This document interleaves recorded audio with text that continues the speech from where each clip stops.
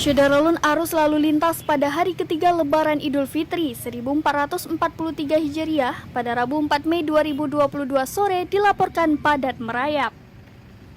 Terdapat 11 titik persimpangan termasuk pasar Kecamatan Laju. Sejumlah kendaraan harus memperlambat kecepatan. Informasi yang diperoleh serambinews.com, 11 persimpangan maupun pasar di Kecamatan Biren yang arus lalu lintasnya padat adalah kawasan Simpang 4 Gede Gandapura Biren.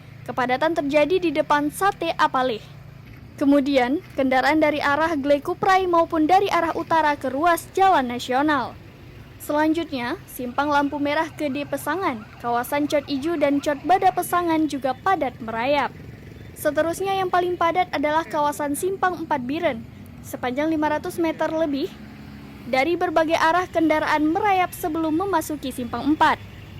Selanjutnya Simpang Adam Batre dekat SPBU Relate dan ujung kawasan jualan keripik pisang di Gelumpang Payung, Jempa Biren.